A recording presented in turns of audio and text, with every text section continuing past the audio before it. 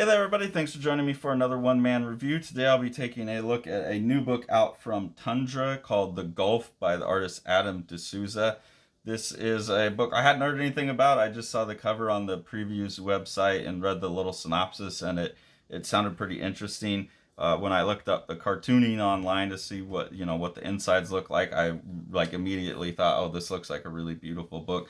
There's kind of like a stripped down Miyazaki vibe mixed with almost like a Charles Schultz like Peanuts kind of rendering in certain places with this like scratchy, shaky line, and some of the faces look very Peanuts to me. It's a pretty straightforward story. It's very down to earth, very slice of life type of story.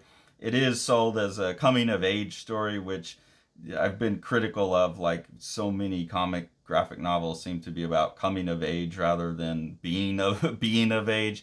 But this one, obviously, when you read the story, it makes total sense. This is a story about Olivia is the main character, and at some point in her life, there's a couple time jumps. So we start out in 2002. Olivia finds a pamphlet at her parents' house talking about a commune. Come join this commune, and the Evergreen, and she really just gets sold on this. I believe this is all set in Vancouver in Canada. It's on an island, so I think it's a coastal, but it might be on a lake. I wasn't quite clear about that. But they're going to like a little island that's now a tourist center, and this commune is on it. And so Olivia is really sold on commune life. You get a sense throughout the book that Olivia really hates school. She's getting picked on there. She's kind of getting accused of being a slut. Like people are like shaming her. Hates school, just hates society, hates people who are being mean to her, thinks life is pointless. Like, why am I going to live all this teen angst type of stuff where you're trying to figure out your way in the world and all of these institutions and structures that you don't want to buy into. All of that's very well presented as Olivia discusses with her friends. And she has been planning this trip for a long time. Her friend, she's broken up with her boyfriend. That also seems to be part of the driving reason for her wanting to get out and having all this social angst. So she goes with her friend. The boyfriend was originally supposed to be part of the trip, I think, but she goes with her friend Milo. He's part of it, and he wants to make a film while they go. And then he has a crush on this other boy, Alvin, who's going to come along. He's invited Alvin along without asking anyone else, and he's told him that they're going to be making a film of Olivia's family's farm. So he's kind of lied to this guy to get him to come along. So the story's pretty much from there that they're going on this road trip to go to the island and to find the commune and become part of the commune. You also get Liam, who's Olivia's ex. He's in here. He eventually finds out that she's like run away, and so he gets involved as the parents and everybody are searching for them. And then really the rest of the book is just about like these characters learning about like a like really experiencing the beauty of nature. You can see that in this page.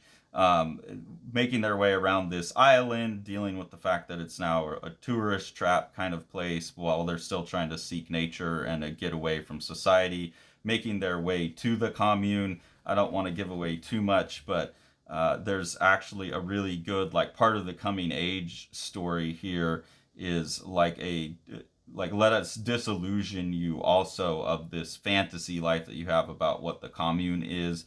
That it's not this idyllic thing that she has built in her head, which I really liked, because that's always been like the stuff that they talk about in relationship to the struggles of that life versus the struggles of life plugged into the system.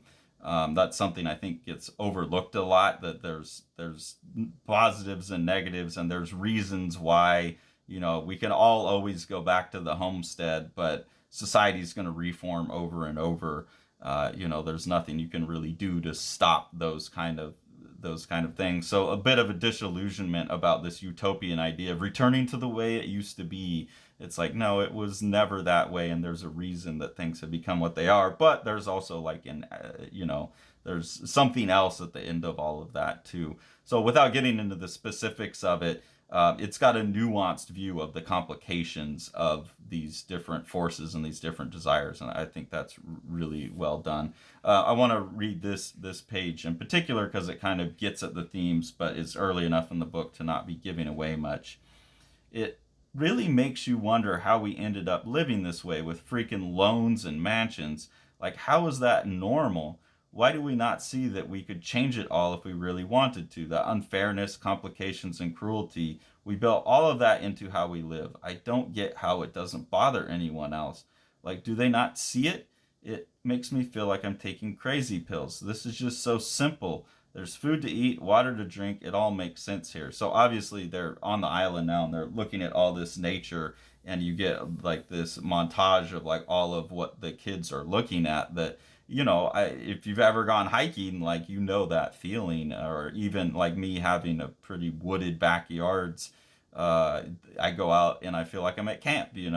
And as me and Tori look for properties, we're looking for a property where we can have acreage with forest on it and stuff, because we both desire this as well. So I think it's really well expressed in the writing, and then all of the beauty that they're seeing is really well expressed in the art. But also, like seeing some of like the crushed cans and where man has ruined it. And then the character Olivia goes on to say, you can almost feel them, how they must have lived. It all fits together. And then the friend says, I think we probably have things a lot easier now. So you get the counter argument of like, yeah, that all sounds good, but like, it's not just so easy as there's food and water. Like, it's hard, but it's easier at the expense of so much. And then this character here says, as long as I have chocolate, I'm happy. And that's like the tension, right? Is that kind of life isn't easy, and the reason we banded together and made society and made technology is because that was hard and it sucked. And that kind of back and forth goes, and like, how much are we willing to give up? Am I willing to give up my phone that I'm recording with? Am I willing to give up chocolate? And am I willing to give up being able to talk to you all on YouTube? Am I willing to give up being able to read comics? Like, all of that, it's just too seductive. So they really like delve into that. It's not just a one-sided like communes are better type of narrative. And then I just wanted to flip forward, because as you can see, like as you're going through the book, there's, even though it looks like a book that's printed just with black and one spot color, the spot color changes, and there's actually scenes where you get fuller color. So it's not just a spot color, and then that's used to really good effect to show like different environments, different kind of states of weather and things like that as they go across the island. So having the paper printed with this to make it look like a gray paper, all of this kind of gray in the art, the oversaturation of the grays, some of the switching to the blues versus these more like yellowy, orangey, beigey colors. You really get a lot of sense of place and atmosphere just out of the simple color changes, which is nice that you can do that without relying on, everything being colored. You just kind of shift the spot color to give a sense of like the changes in light, the changes in atmosphere, the changes in weather, emotional states, all of that. So a really, really impressive book. I'm now a big fan of Adam D'Souza. I think it's also indicative of like just where we're at with comics, like that there is so much good work like this. There's no way, we can consume it all. I don't have the money. I don't have the time. I spend more money than I should and more time than I should on this stuff. And there's still creators I've never heard of before that I get introduced to that are doing great, down to earth, solid type of literature. That's the thing I'm looking for. And I've become so spoiled with that stuff that I read a great book like this and I go, yeah, that was pretty good. Like, I don't know if it would make a best of the year list, but if this had come out 20 years ago, this would have been like this, this is a 200 something page, like amazing piece of comics. Yeah, 240-ish, 230-ish page of like really down to earth comics as slice of life literature, with great cartooning all throughout, very, very competent cartooning, some really stunning images in places. It's just like beautiful stuff all the way through. And we're so spoiled now with this kind of stuff that I think, like, yeah, this is, an above average book, but not the best book that I've read all year. But the reality is, this is a great book. Everyone should be reading it. And that's something I've been thinking a lot about in comics is we've got what we wanted, which is real diversity of approaches, real diversity of artists, like any type of style you could want. Tons of material like this, which is exactly the kind of material I most want out of comics. And there's too much of it now. We've kind of got to the point where we've shot ourselves in the foot, and there's too much good stuff to even all be published and distributed to bookstores. And I've been struggling with that a lot lately with this idea that there's too much out there. I'm getting to the point where I don't even know how to rank stuff anymore. I'm getting to the point where I see so many artists. It's like, God, I wish they could have a publishing deal, but like there's just not enough time and space and money in the audience for it. So I hope that a book like The Gulf by Adam D'Souza gets the attention it deserves and gets the sales it deserves. But I also fear that just there's option paralysis that will stop people from really giving books like this the time. So really enjoyed it. Really recommend it. Go check it out. It's a good book.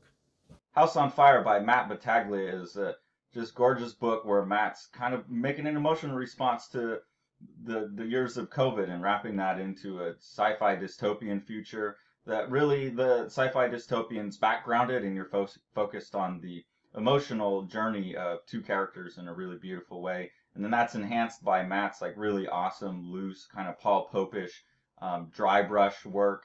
And then Sean and Matt have worked to get this second kind of orange spot color in there that's going to look really, really beautiful and has allowed Matt to use his dry brush technique to add tone to the thing too. So with Sean's production technique, this is going to be a gorgeous book with a lot of heart.